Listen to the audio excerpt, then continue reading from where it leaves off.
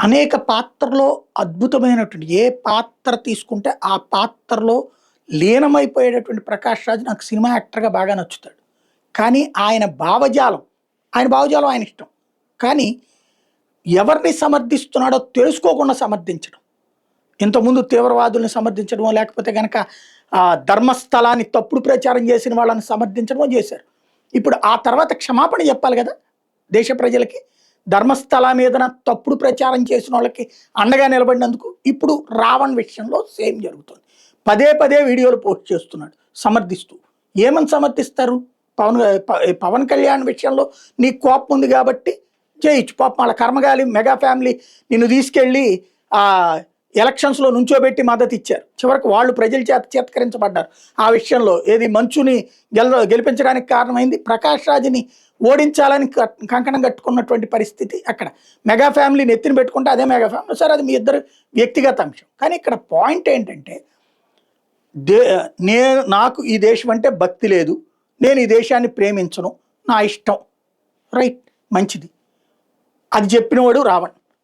దాన్ని సమర్థిస్తారా? సమర్థించండి. అప్పుడు మీరు కూడా దేశభక్తులు కాదు, జనం తెచ్చుకుంటారు. రెండవది, ఉగ్రవాదులకి కూడా మానవ హక్కులు ఉంటాయి, నక్సలైట్లకు మానవ హక్కులు ఉన్నాయంటే ఒక అర్థం ఉంది. పోని అది తప్పే నన్ను అడిగితే. జనాల్ని కాల్చి చంపే కాదు, పోలీసుల్ని కాల్చి చంపే, పోలీసు బలగాల్ని కాల్చి చంపేవాడికి మానవ హక్కు ఏంటి? చేతిలో ఆయుధం పట్టుకున్నోడికి ఎవరికి మానవ హక్కుల గురించి మాట్లాడే హక్కు లేదు. వాడికి కూడా హక్కు లేనట్టే. అక్కడ నువ్వు ఎదుటి వాళ్ళ ప్రాణం తీయడానికి ఎప్పుడైతే వాళ్ళ ప్రాణానికి వాళ్ళకి హక్కు లేదో నువ్వు తీసుకుంటున్నావో నీ ప్రాణం మీద నీకు హక్కు లేనట్టే. ఇది కామన్ తంత్రం. అట్లాంటిది రావణ్. ఇంకొకటి, ఉగ్రవాదులకి సపోర్ట్ చేస్తాడు అతను. మీరు కూడా సపోర్ట్ చేయదలుచుకున్నారా? అతని మాట్లాడే దైవ దూషణని సమర్థించదలుచుకున్నారా? దేవుణ్ణి దూషిస్తే ఒప్పనుకుంటున్నారా? నేను నాస్తికుడు అని అతను చెప్తున్నాడు, మీరు చెప్తున్నారు. నాస్తికుడు అంటే మీకు దేవుడు ఇష్టం లేదు, కేవలం హిందూ దేవుళ్ళు ఇష్టం లేకపోవడం నాస్తికత్వమా?